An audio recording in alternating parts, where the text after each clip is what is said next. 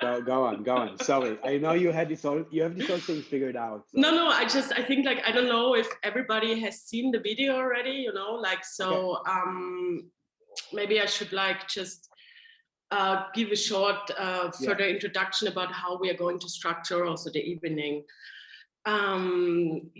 This master and slave dialectic. No, it's no problem. It's great. I mean, I love talking to you because it's all coming. It's always very interesting and inspiring. So coming, and there's much more. There's much more.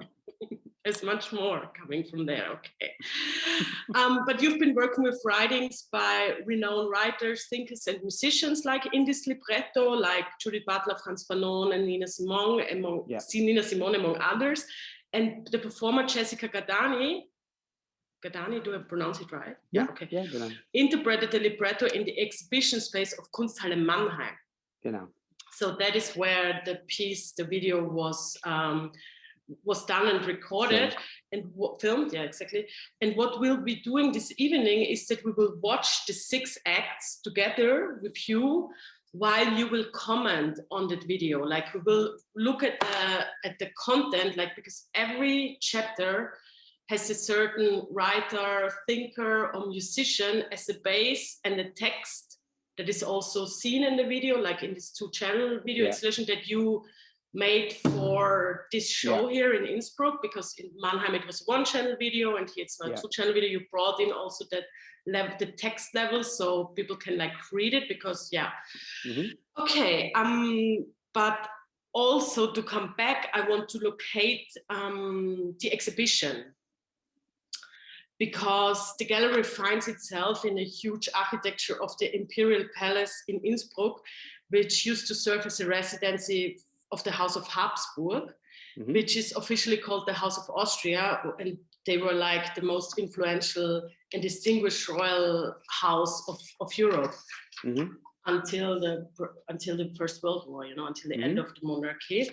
Yeah. And so for me, it was the original plan was to have you and Jessica to come here to do a live performance, because I thought like that this master and slave dialectic, to bring it here in a performance and sing it or perform it in this house where this master slave dialectic is kind of inscribed, would have been a big interest for me. You know, I think it would have fit very well. But why I'm bringing this also up is that the master and slave dialectic is also to be found in museums in the form of the colonizing actions of collecting and preserving. So as far as I know, it's the first time you worked in a museum or like in this visual art context. Yeah. And I would like to know, was it that dialectic you wanted to unmask with that world, with that work? How did it come you worked in this context? And also I would like to know more about the title, about why did you replace the word spirit with disappearance? What does the word disappearance mean for you? So now, 1, 2, 3, go. Well, the genesis of the piece, of this specific piece, and how it was initiated, it came as an invitation from the festival in Mannheim, and actually they offered the space of the Kunsthalle, and I didn't really know what I was going to do, but they had this whole interest in exoticism and exoticism in opera. That was kind of like, and they were trying, to contextualize or to invite people who work with contextualizing things which were used to be apolitical or neutral, such as opera. And then they invited me, the 2 curators, Jan Dvořák and Thomas Fiedler. And then when I started talking to them, I realized I don't really have a relation to opera, but I do have a strong interest in not only museums, but the condition of the eye, the condition of the gaze, which was established hand in hand with the institution of the museum, which is an imperial, like you said, it's an imperial institution, it's an imperial project. And that took me back to the piece, which I mentioned before, happened in 2013, All White People Look the Same to Me, where the research focused on how did these ways of seeing, how is this way of organizing the world is still present nowadays, and what did he do to the white gaze, not also to the white gaze, the white homosexuals, but I mean to the white gaze, the white eyes of people specifically looking at non-white bodies.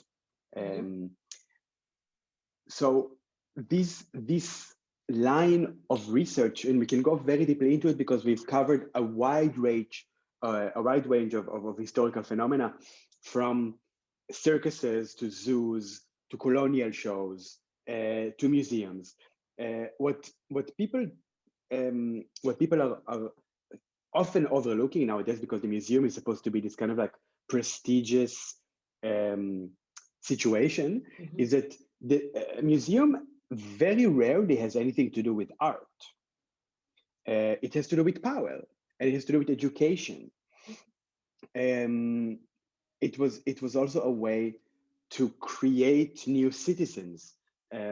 You know, in London in 1851, when they opened the huge exhibition in the Crystal Palace, and then they started to open the British Museum to the public, they democratized knowledge. It was actually a way to control the working class. It was also a way to make people behave, so to speak. And another way to make them behave and to make them be part of the empire or good citizens is to distinguish them from the others. So all of these questions are very much intertwined. And then there is also the linguistic thing, which I think is really incredible, which I didn't think about until I was at the Kunsthalle Mannheim for a site visit, when we walked around. And then there was this one room where they show all these old paintings, and they call them masters. It's the room of the masters. And I'm like, holy shit, you know? And then I was like, okay, so this is what we're gonna do. We're gonna bring back that idea, which we started developing in 2013. So if I go back, in time for a moment. So in 2013, in that show, the show was pretty busy. It was very luscious, like very visual. It was like a lot. There was a lot going on in that show. One of the things was that a choir came in. There were a choir of zombies, or like a choir of invisible men, so to speak. They all had bandages and sunglasses. So we called them the Invisible Choir. That I'm starting to get to the disappearance as well. And they were singing in German the whole chapter of the dialectics of master and slave. So it was a choir of like 20 people, something like that. And the composer Maya Dunietz, she decided to write it in a really annoying way. So the whole thing is only sung with 3 notes. Bum, bum, bum, bum, bum, bum, da, da, da, like this for 20 minutes. It's very annoying. And then Jessica Gadani, who was there already performing in that show, the text that she's singing are reactions to Hegel, or texts which elaborate, on the Hegel dialectic in a more conscious way, which contextualizes it through different aspects: gender, colonialism, intersubjectivity, historical or universal history, and so on and so forth. So the idea was to take that one scene, which was a part of a big show, and stage only that as a big piece in the museum. So this was not going to be a video. This was going to be a performance. There was a choir in Mannheim which started to rehearse, a choir of around 100 people. Okay, a choir in times of Corona, then. Exactly. Okay. Exactly. And then it got canceled, and we decided to make the video anyway. So what is absent in the video is the actual text of Hegel. It appears very ghostly in a way. So that's also why we decided to call the show Phenomenology of Disappearance, because the text of Hegel literally disappeared. Okay, but you have the choir. Maybe, I mean, the choir appears in the beginning and the end, or a little bit. You hear a tiny bit. Maybe you can play the sorry. Should we already do it? Maybe you can play the prelude, because there is also this tones, dun dun dun dun dun dun. But you were just mentioning. I'm sharing my screen. And I also want to, I forgot something in the beginning about the structure, interest. If anybody has questions on Zoom or Facebook, you can just type them in, and I would happily read them to Ariel. So if you have questions throughout the talk, please feel free to get them out. Okay, did you see my screen? Can we start? I see the screen, Severin. Yeah. Yes, we can. All right.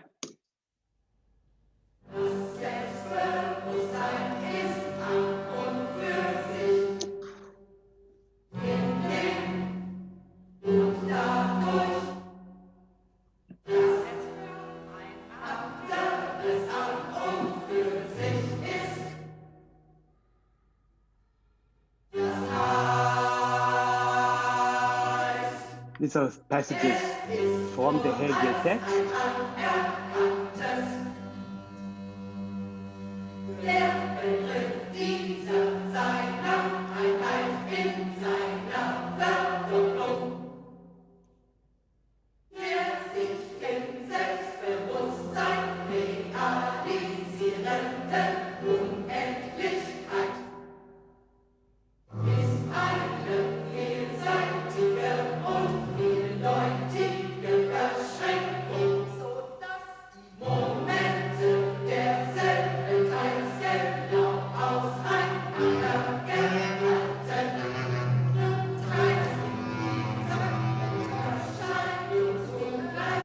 Okay. Because now we are going to go to the first chapter, so I think we can start. No? Yeah, I think so too. I mean, first I would like to know. I mean, the prelude is like set up as first you see that entrance hall with that artwork. I don't know from whom it is. It's then Brancusi. Yeah, okay.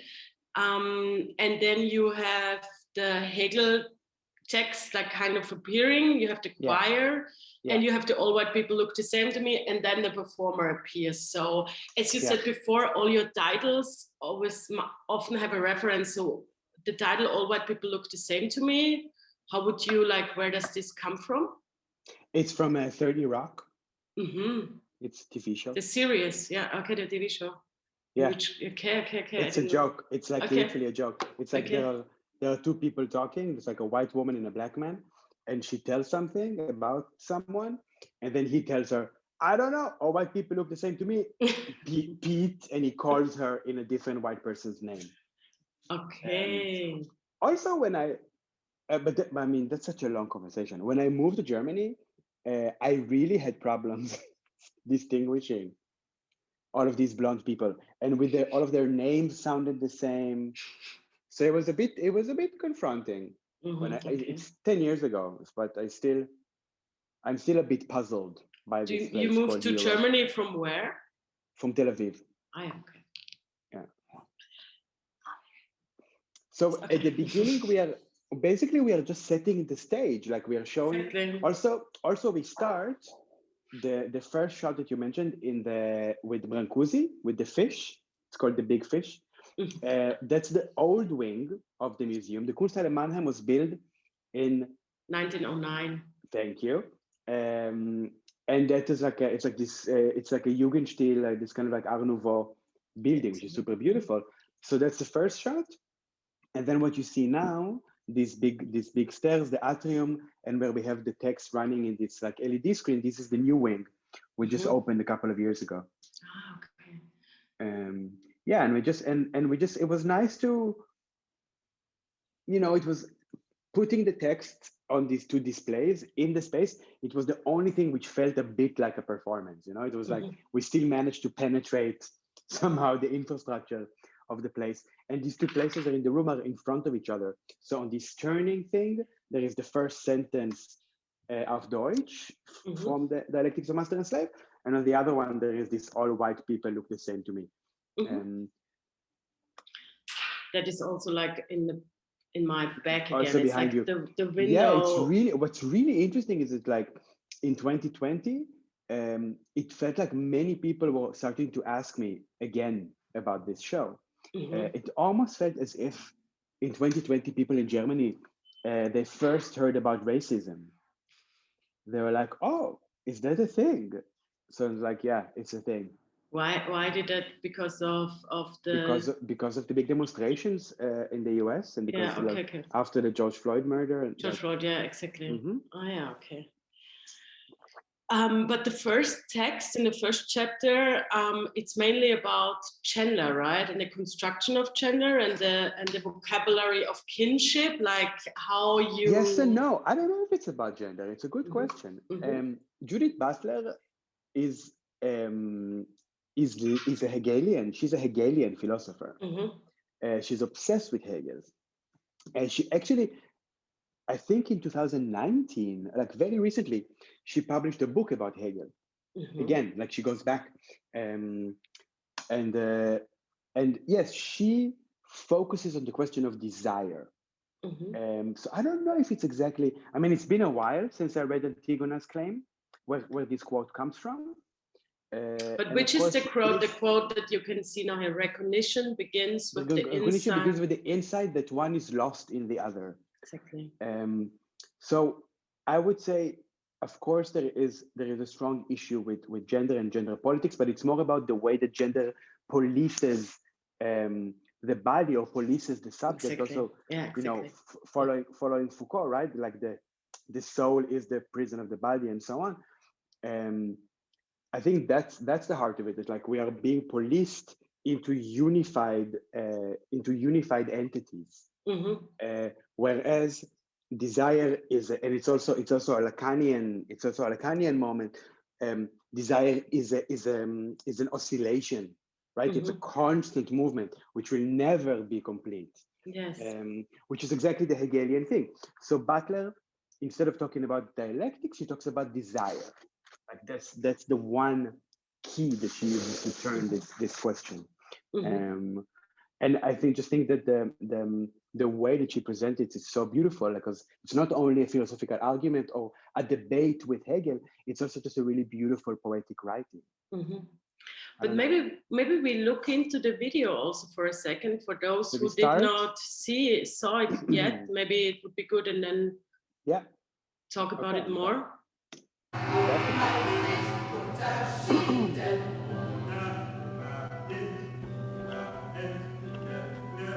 Now we still hear the choir in the background. The text kind of prepares us. And here we go. Desire becomes the desire for recognition. A desire that seeks its reflection in the other. A desire that seeks to negate the alterity of the other. A desire that finds itself. And this is a work by Caspar David Friedrich. Or is this is Friedrich. Yeah. The famous romantic. I just love this part, so it's hard for me to speak on top of it because I think the music is so beautiful. Yes. Also, we have a very nice visual trick here. I want everyone to notice, because we really worked hard on it with no money and no means. It's a very lo-fi production. And dress, boom!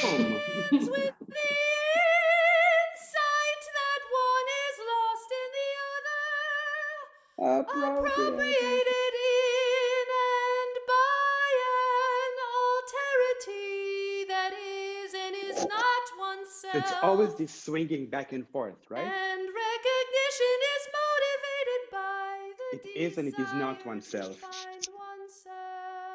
It's opaque and it's transparent. I'm saying all of these things that I actually didn't even think about before. Like it's opaque and it's transparent, just like her dress, right? Like she's naked, but she's not. I never thought about it. I never thought about it.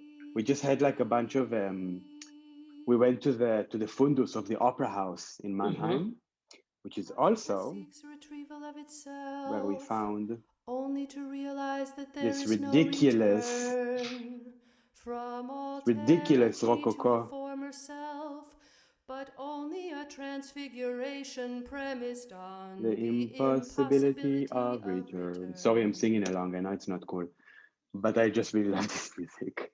Why exactly did you choose this text as a starter? Like, what interested you to open with it? I think there's something really beautiful about how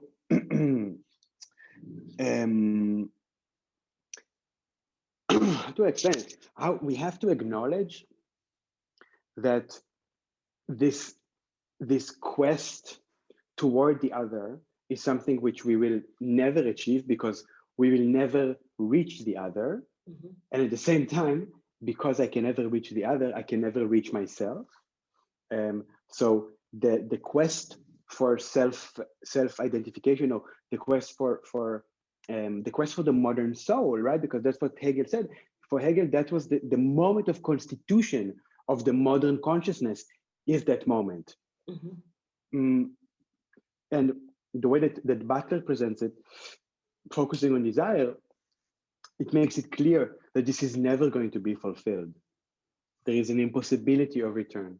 Mm-hmm. And recognition begins with the lack. Mm-hmm. It's not with what I grasp, it's with what I know that I will never grasp. Mm-hmm.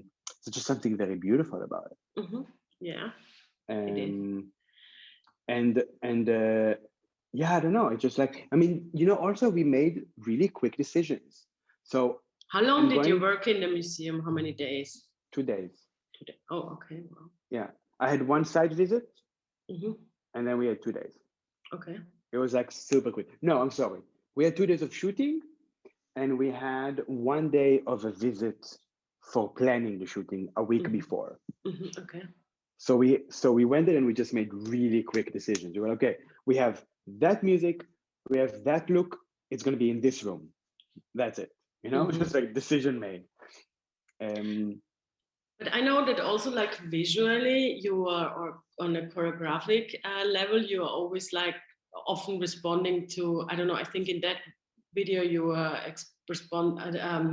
also working with inspirations from Drake and Barbara Streisand. Is there also something that we find in this scene already? Yeah. Yeah, I don't know. I think in this one, the main inspiration was mostly the painting. Mm-hmm. It was mostly like Friedrich. Okay. What we do have, though, and I'm happy to show a bit of that, is no. I have to close some stuff here. I'm sorry. The one and only Queen of the Jews, Barbara Streisand, mm-hmm. who in 1966 made this TV special called Color Me Barbara, mm-hmm. where she's running around the Museum of Art in Philadelphia. Doing what? Singing. It's an album also.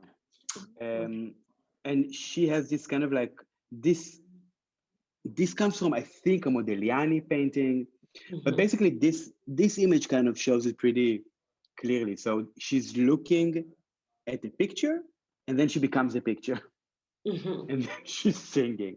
It is ridiculous. And here it's really nice. This is like the modern art room. So mm-hmm. she's kind of like a cubist kind of thing, and she's like dancing around. And then she becomes Nefertiti.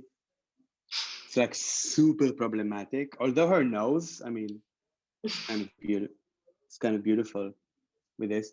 So I think that was definitely a reference, like mm-hmm. in terms of making the choreography, the camera movement in this kind of old school way. Mm-hmm. And also the combination of music, kind of to fit music in the museum. Mm-hmm. And then also the fact that it's a singular female body running around a pretty male space. Exactly, because the second artwork we see is also like Anselm Kiefer, I think, right? I mean, I think throughout the whole video, is there any female artist? I cannot really. There is Alicia Quade. Exactly, Alicia Quade. But she will come later. But yeah. Okay. This thing is turning there. Other than that, I'm gonna say probably not. I also don't think so. I mean, there's The only one is like that comes with a name is William Kentridge, so he's not the white man. Oh, he is. He is a white man. Yeah, right. He's a very white man. What am I saying? Awkward. But he's not in the video. He has a piece in Mannheim, but he's not in this video. Yeah. No, he's not in the video. No. But his name appears, but it's all mainly white guys, artists. I mean, and it's also interesting, but how she moves through it, like jazz in this relation, like in this thing of like what we just said about gender or becoming an object as a female, like that's also the subject-object dialectic is a big part of the master-slave dialectic, right? There is a whole set, there's a whole family of binaries which define this kind of modern understanding of knowledge production and subjectivity. Subject-object, male-female, man-animal, live, dead, master-slave, exactly. But maybe we go to the second chapter where you where you work with the text from Black Skin, White Mask by Frantz Fanon. I really like this intervening part with the door opens. It's not the door open. Actually, it's nice to talk about it as well. All of these intervals with the noise, the rattling sounds, they're all coming from musical pieces by Maya Dunietz, the same composer, which are they are composed on old pianos. So you hear the pianos shaking. Okay, really? Wow. Yeah, it's beautiful. She doesn't play the pianos. She has transducers shaking them. So they're literally vibrating into the sound. I always thought it's these waves coming in, and kind of it sounds like it. It sounds like interesting. In reality, this is Frantz Fanon. The slave master laughs at the consciousness of the slave. My favorite part.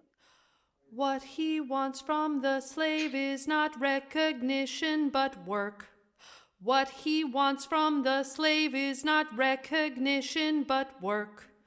In the same way, the black man is in no way identifiable with the slave, who loses himself in the object and finds in his work. Oh, Daphne Weinstein wrote something. I like the duality. God, Daphne. In reality, the black man turns toward the master and abandons the object.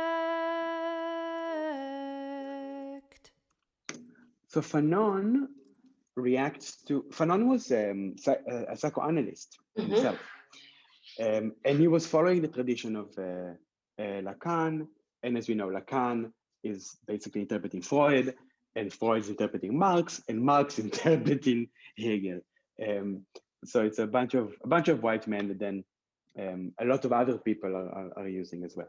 But anyway, what Fanon says in a very, like, if I try to really condense the argument, is that in the colonial situation, the colonial predicament has flipped the balance, the dialectic balance of master and slave is actually not relevant, because in the text described by Hegel, what happens is that the master needs recognition and the slave needs recognition, and they kind of constitute each other in that battle for life and death.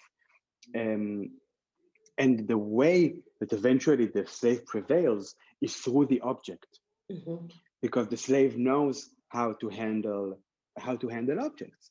Because if the master needs something, he doesn't know how to do it. So that's part of dialectic, right? There's a necessity from both sides. What Fanon says is much more radical.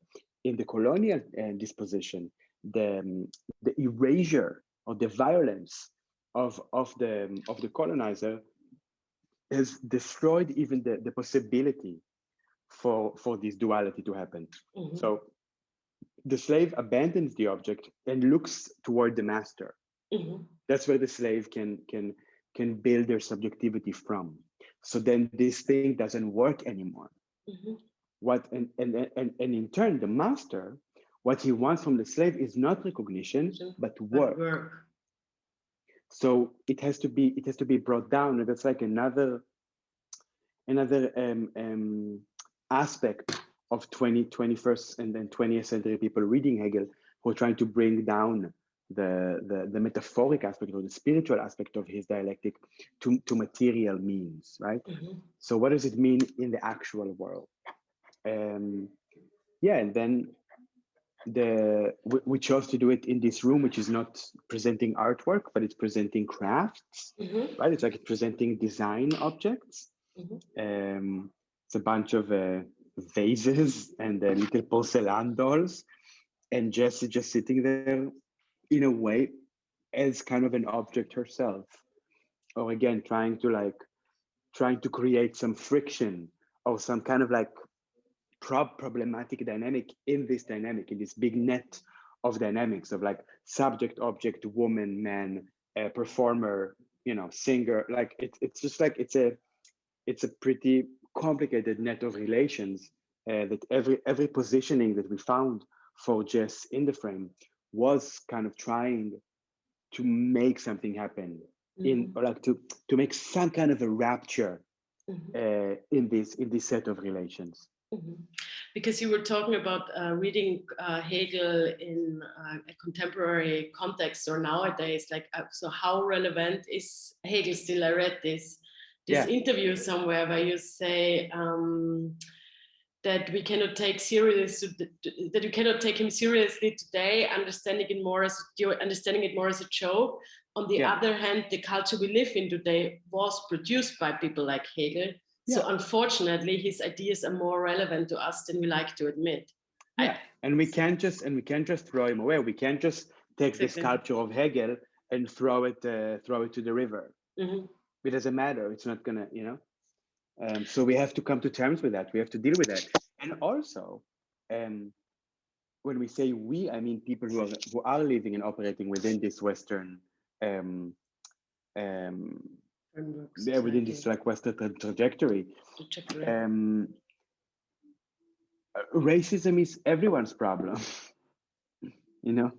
and also Hegel, alongside his text with his dialectic, he wrote horrible texts, horrible racist texts about the nature of different peoples and how like only the people of Europe, like only the white men of Europe are equipped to control the world because only they have matured, blah, blah, blah, blah, blah. So yeah, we live in this world. We live in a psychoanalytic world. Like without Hegel, there is no Freud. But I mean, Frantz Fanon, like he also inspires you a lot, I think. It just you're also working on a new piece now, as far as I know, that takes one of his writings. Yes, you do know. Yeah, as an initial point. So maybe, what's the title? Yes, we're working on a piece which is called The Wretched of the Moon. And that is a take on The Wretched of the Earth. Written by Fanon. Famous book, written by him, published after his death, I think. I'm going to say after his death, or very close to his death. Very close to his death, I think. Yeah, where he describes in clinical terms, or he's kind of doing, again, in the Freudian tradition, a psychoanalysis of society. But he's doing whereas Freud was trying to do a psychoanalysis of Western societies, Fanon is doing a psychoanalysis of colonial societies.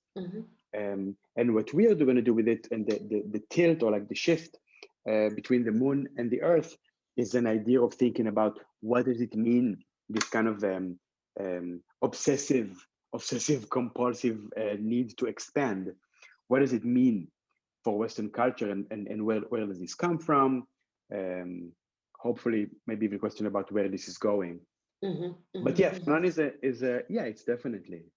I mean, there was also I read about this quote of like when the Spanish they they kind of colonized the world. They were like, now we did the world, it's not enough, let's go The for the world is not moon. enough. But the world is not enough, The let's world go is for the not moon. enough, Yeah, exactly.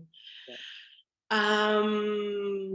Yeah, but maybe we go to the third chapter, which is a text by Saidiya Hartman, and it's like it's just one sentence from, it's just one sentence, an interview. It's an interview that Frank V. Wilderson III, the writer of renowned writer of Afro-pessimism, it's an interview that he conducted with her, with Saidiya Hartman.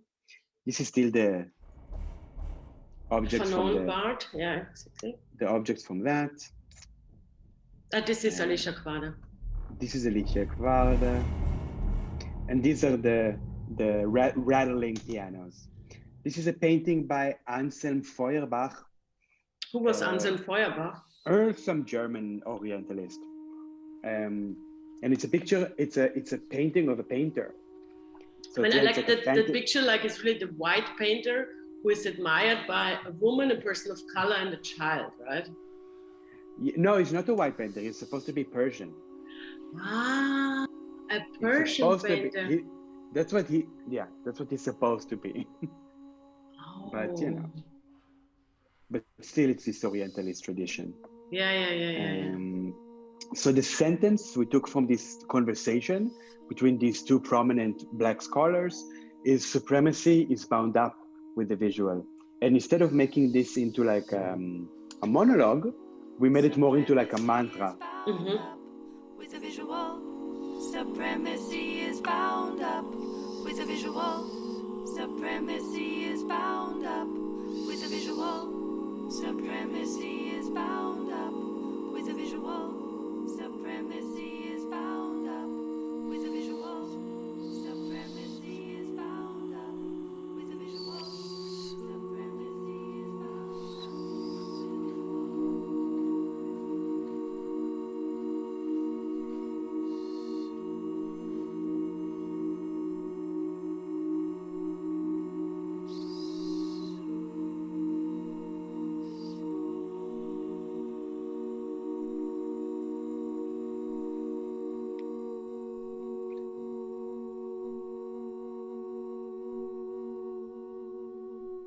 Maybe that's the place to also mention two other wonderful people who worked on the video.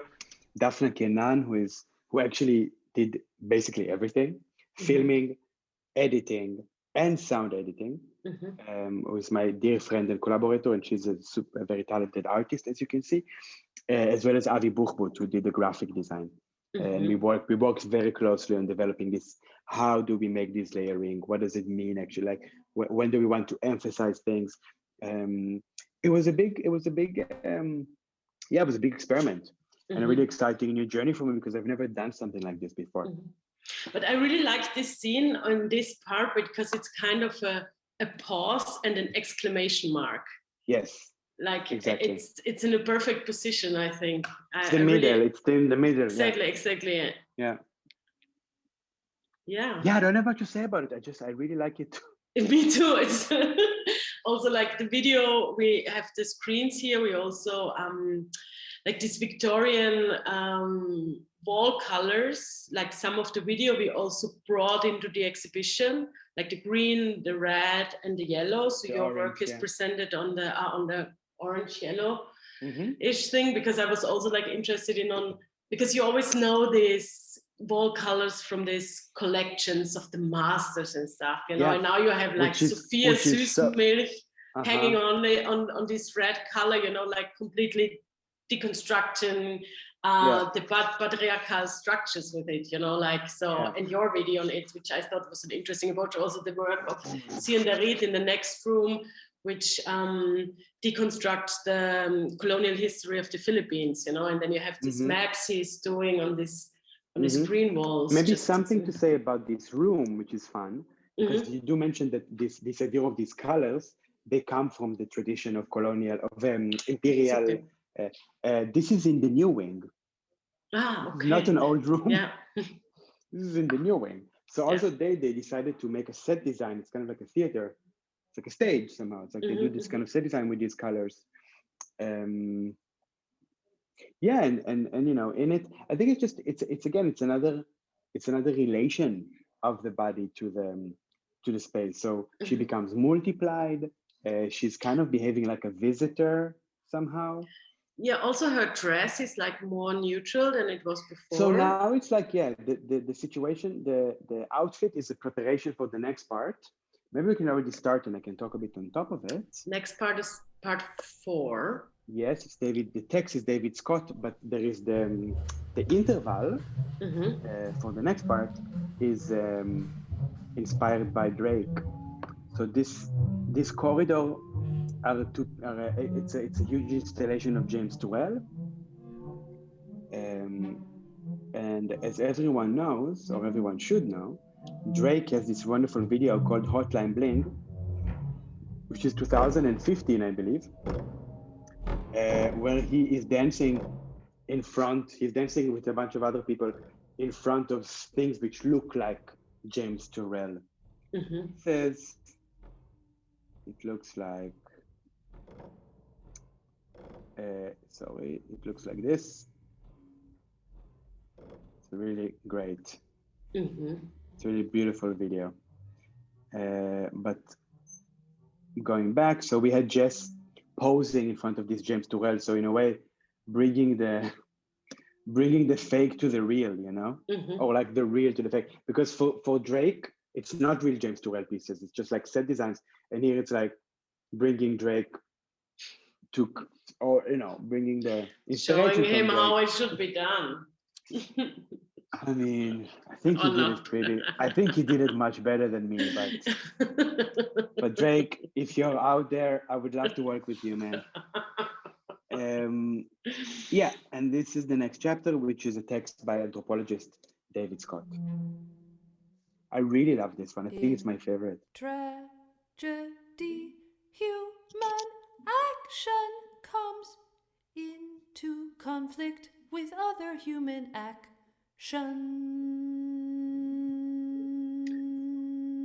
This is the sculpture room. They have Rodin here, which is pretty cool. And somehow the idea of action with the stillness of sculpture was very appealing to me. We already liked it. And Scott is analyzing this the centrality of action, or the poetics of action in tragedy. And this is something which Rom Levkovich, my research partner, brought into the work because of our constant questioning, or our constant journey in thinking of how to combine theory and practice, or how to combine thought and action. So here he mentions that tragedy is centrally about deeds.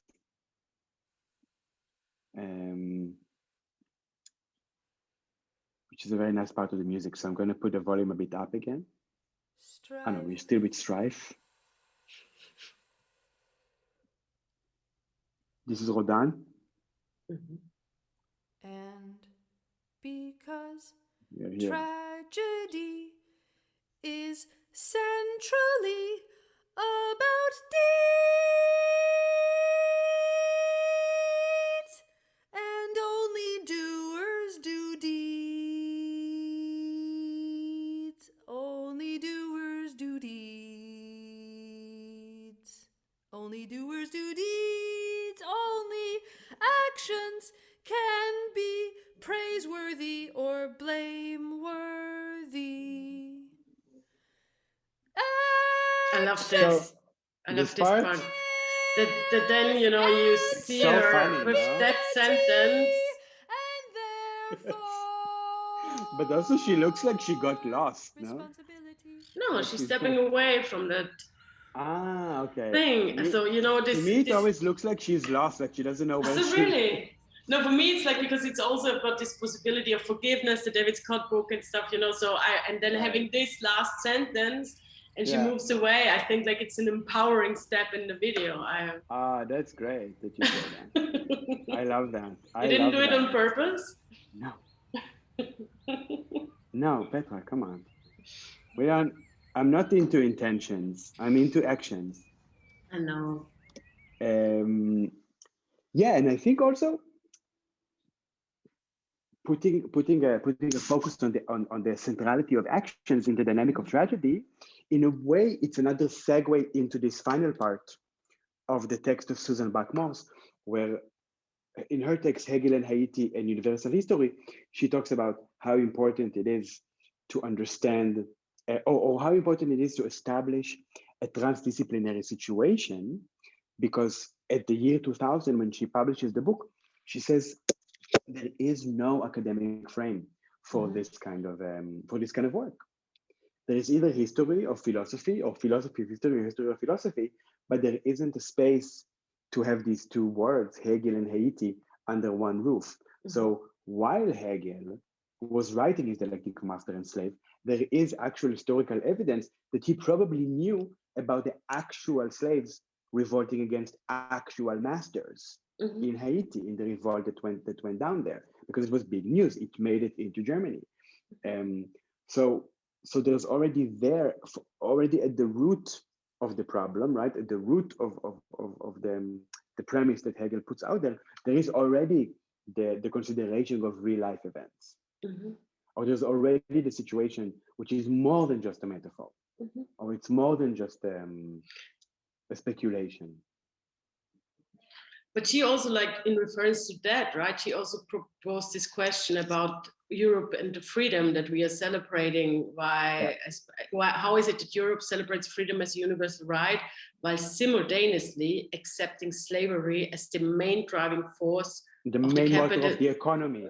Yeah, exactly, of the capitalist economy. Exactly. So, like, how these things live together? Yeah. How is this possible? Yeah. And she says, in order to understand why these things are, how come these things could live together, we need to have a transdisciplinary practice in creating knowledge. Let's look at the video and the text. So now we are back at the Brancusi, and what you can't really see from here, by the way, so why is ending the silence on Hegel and Haiti important? Why? That's like the question that Buck-Morss is posing. By the way, these two people who are going to come through the corridor, this was totally accidental. There were visitors in the museum in that day. Of the relation between lordship and bondage. So how did the idea come? Where does this idea come from?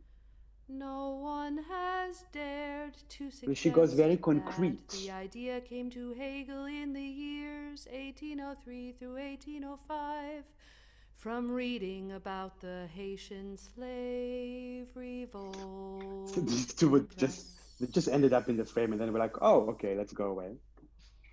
Also, note that this whole thing is 4.5 minutes of a one shot. It was very complicated to do. Okay. There is no cuts in this scene. It's all one shot. We are left with only so now we are going through James Turrell, looking back to the old part Hegel behind, was the blindest and of all arriving philosophers at the of new freedom part. in Enlightenment Europe. Or Hegel knew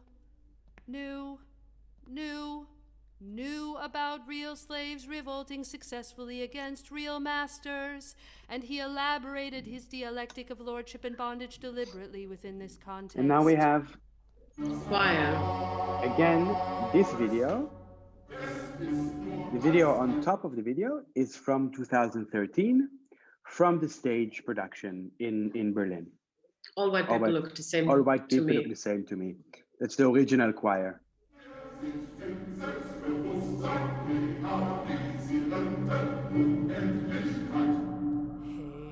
Hegel made the move to inaugurate as the central metaphor of his work, not slavery versus some mythical state of nature, but slaves versus masters, thus bringing into his text the present historical now we are going to the backstage, like the workshop room that they gave us as a backstage.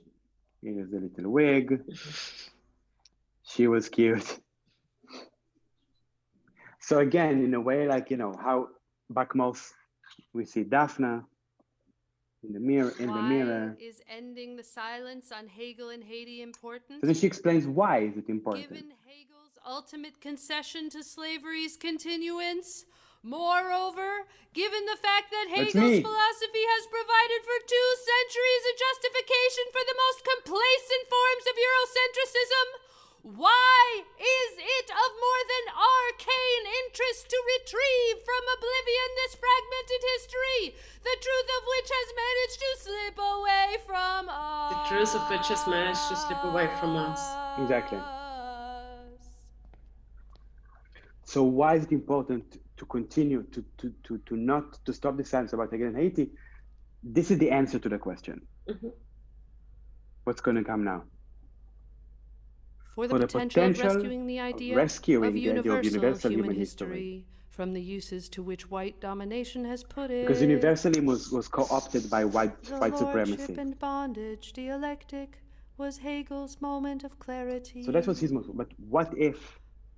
What if every time the consciousness of individuals surpassed the confines of present constellations of power, in perceiving the concrete meaning of freedom, this were valued as a moment, however transitory, of the realization of absolute spirit? What other silences would need to be broken? What undisciplined stories would be told? Many, probably. Exactly. I like this part. Kung. Did you hear? It was the bell of the elevator. So yeah, this is the question that Susan Bach poses. Why do we have to start speaking about Hegel and Haiti? And then the answer is for the potential of rescuing the idea of universal human history from what white domination has done with it. Yes. So there are so many fragmented stories. There are so many raptures. There are so many intricacies. There are so many alliances that we are unaware of because we subscribe to the white supremacist idea of universal history. But what if there is another level of human history? What is another level of how she would define universal history? But it is also sometimes that what you are also doing with your work in general, or like. But that's definitely very inspiring. Yes. Yeah, exactly. It's definitely very inspiring, especially these cross sections.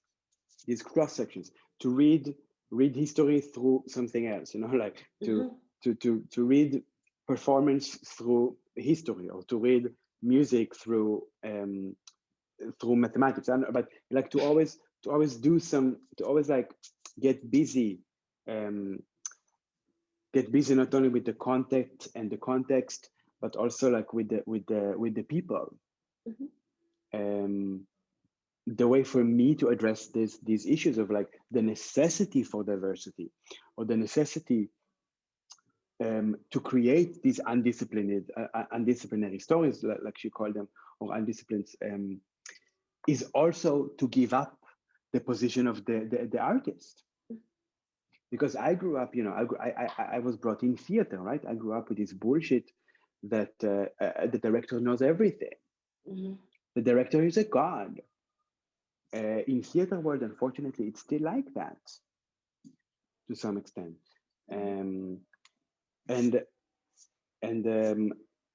I don't, I mean, of course, it's not relevant anymore. I mean, these narratives are completely not interesting. And the possibility, because what theater allows is the possibility of collaborating.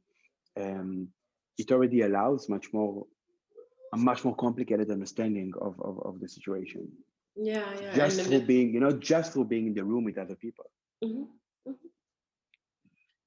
Yeah, you said it.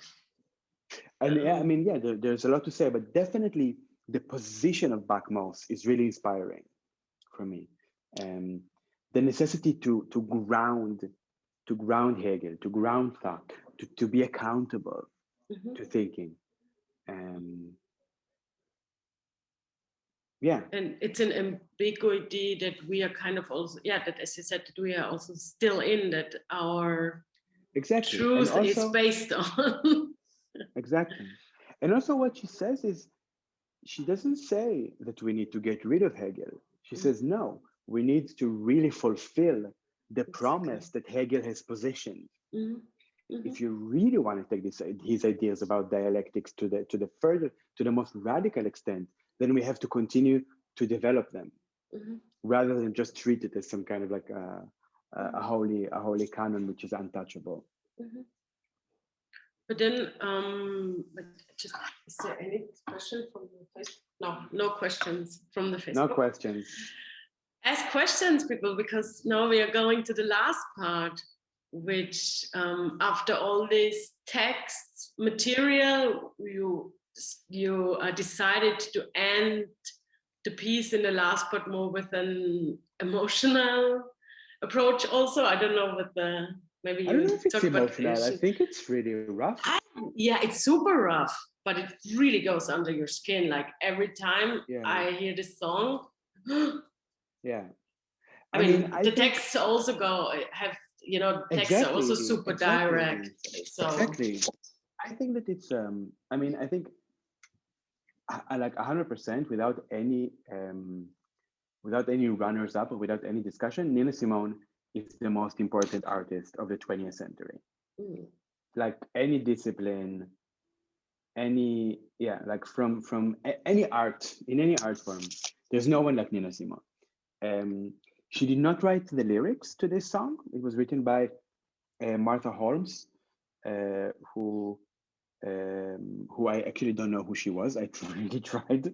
I assumed she was an unknown poet, like many Black women, probably one who didn't really make it to recognition.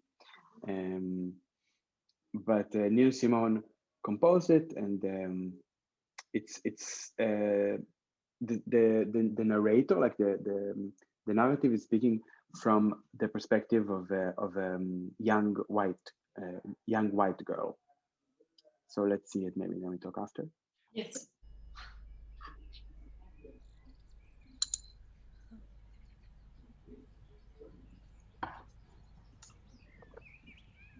See the little brown girl, she's as old as me. She looks just like chocolate. Mommy, can't you see? We are both in first grade. She sits next to me. I took care of her mom when she skinned her knee. She sang a song so pretty on the jungle gym. When Billy tried to hurt her, I punched him in the chin. Mom, can she come over to play dolls with me? We could have such fun, Mom. Mom? What'd you say? Why not?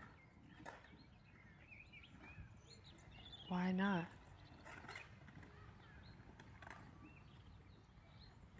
Oh, I see.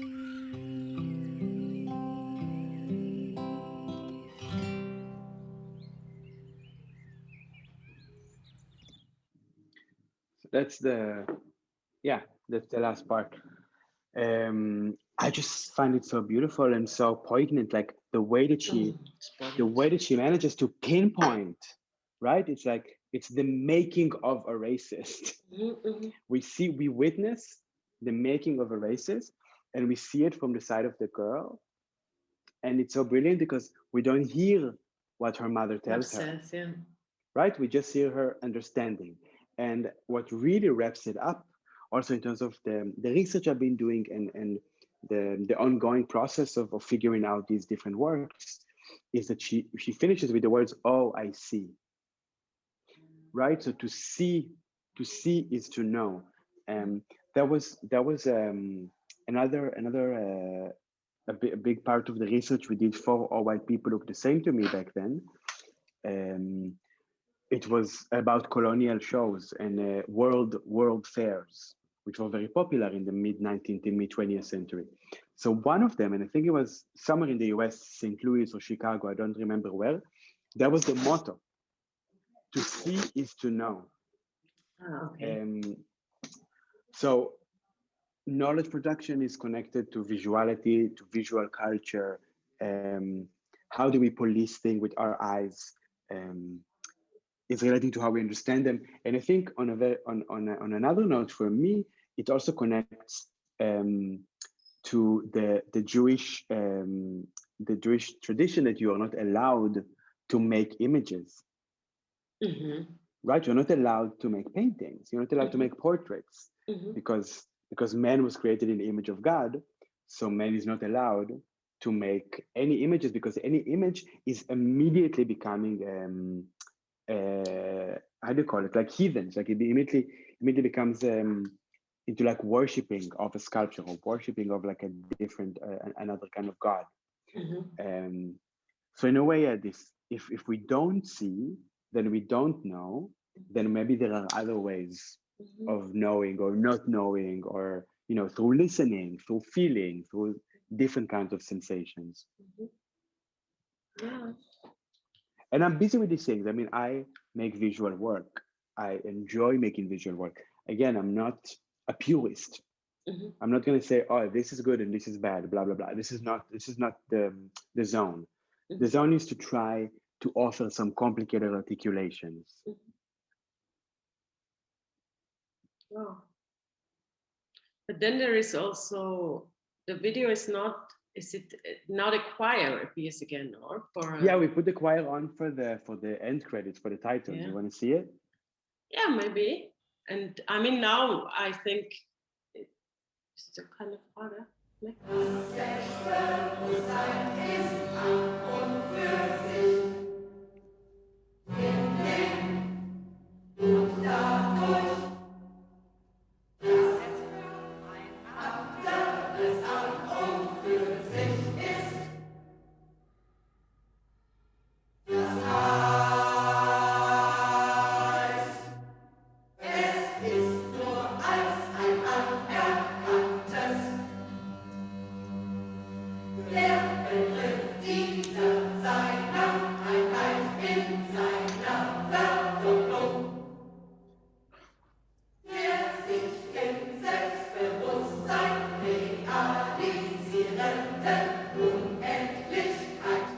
Imagine how happy people were that like 1.5 hours into the show where they thought they've seen everything, this thing starts and it's like 20 minutes. Like people were not happy with it. It was really fun.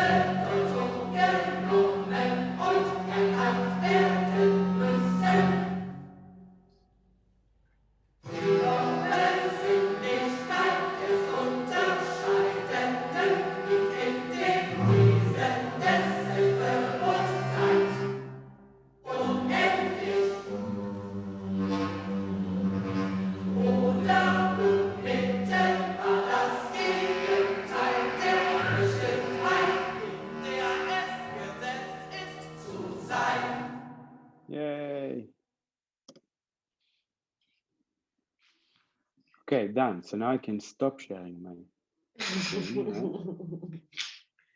I mean, the texts you have chosen, the authors are mainly coming from US American background, right? Yeah, except for Fanon, who is Martinique. Martinique, but come from the French tradition more. Exactly. The rest of them are, yeah. But it's also because you've been working with Rom Lenkowitz, who is... Yeah. Oh. I guess. But also, I mean, you know, I don't speak German. I live here for 10 years, but I don't speak German. So also my scope of like theory is limited in that regard.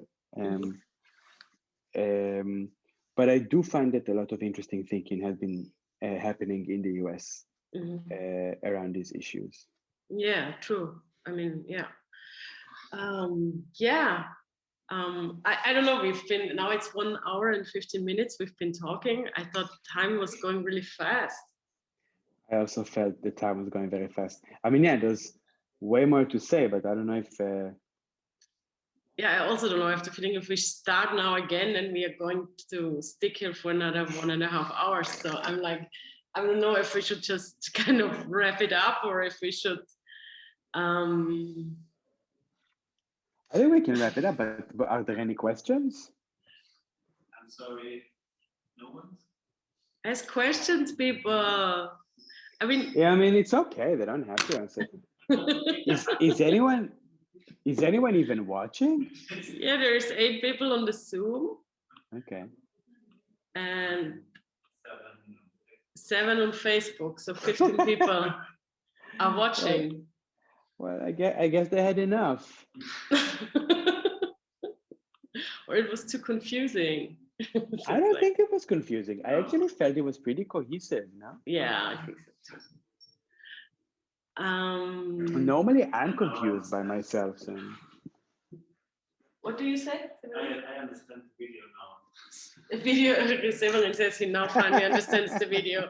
Because before the talk, he was like, sometimes I sit in front of the video and I'm really looking at it. Oh, wait, we have a question here. Yeah. Andreas Oberbrandacher. Hi, Appearance is a sense.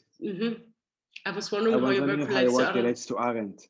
Good question. Well, I don't relate to Arendt that much. That's the honest answer. I'm really not familiar enough. Of course, I'm familiar with some basic Arendt, but I actually haven't been working with her text that much. So maybe that's something to do for the next piece. I have to admit, I have some. But he writes something, not least because Arendt's concept of appearance is quite ambivalent when it comes to her thoughts about slavery, colonialism in Africa. Yeah. Well, maybe you can say something about it, Andreas, because I know that she was writing about these issues, but I didn't get too deep into it. But can we, if he wants, he could also come into the chat and chat with Ariel. Oh, would it be fine for you? Yeah, there he is. Is he here, Andreas? I think so. Can you hear me? Yeah, we hear you. Welcome, Hi. Andreas. Hi. I was really enjoying the presentation and everything, so thanks. just keeping quiet and enjoying listening, which is also quite a pleasure. Yeah. So no, I mean, I'm very close to also Judith Butler's thought, and I come from phenomenology in a way, and I would definitely also argue that a large part of phenomenology, or what I understand as phenomenology from Husserl and onward, was based on the concept of evidence, making something evident. And in German, you have this predominant term of schauen, which is also a way of seeing. So there are many, many links. Yeah. And I mean, I have a lot of sympathies for Arendt's concept of appearance in terms of taking part, becoming present. But at the same time, it's also quite dismissive can you still hear me? Yeah, we hear you. Dismissive, Andreas? Oh, now you're gone. But can you still hear me? And then he's gone. That's interesting in terms of appearance and disappearance. But I feel can you still hear me? Yes. Now you're back. Okay. But were you gonna say dismissive when it comes to non-white people, probably, no? Yeah, exactly. Yeah. So I mean, when Arendt developed her thoughts about slavery, about imperialism in Africa, it's very, very ambivalent. It's awful. And you know it what? always comes back to, where it's showing in a really awkward way is the letter she wrote to James Baldwin. Do you know it? yeah. It's really embarrassing. Yeah, I mean, and also about the civil rights movement in the southern states. Yeah. That's why I was thinking there's a lot of connections between also the right to disappear and strategies of disappearance that can also be politically motivated, because becoming apparent, especially under the conditions of biometry with this male gaze, of course, the white gaze. Of course. So I think. Sorry. No, I was thinking there were so many links between your work and also a critical rereading of Arendt's work as well. Yeah, if you have some recommendations for critical rereadings of Arendt, please send them, because to be completely honest, after I saw a little bit of this kind of like, I mean, you know, she's a Jew, so I love her, but she's also like an old German lady. And after I've seen that, I was like, oh, girl, I don't know if I need this right now, but in terms of disappearance, also as a political tool or as political potential, I'm also super inspired by the thought of Edouard Glissant. Speaks about opacity, right? About opacity versus transparency, because the logic of transparency is irrelevant. Like, we don't need any more this logic. So opacity is actually a proposal for an honorable, or a respectful interaction, or a respectful exchange. Absolutely. I was thinking also about Glissant and Zach Blass and others in this trajectory. Yeah, definitely. Yeah. So thanks very much. Thank you for the comments. Thanks for the comment, Andreas. Is something else? But then, thank you so much, Ariel. Thank you, Petra. The video will then also be put onto Vimeo, so people can also still have a look who did not join, maybe, because the exhibition is still on until the mid of April. So you still have another month. Yeah, and I'm looking forward. It's still a pity that we did not manage to do the performance here. I think that would have been amazing, but maybe we manage maybe in one a post-COVID time. One day, yeah. Exactly. So I'm looking forward to seeing you again. Thank soon. You too. Have a lovely evening. Ciao. Kisses. Kisses. Bye-bye. Bye-bye.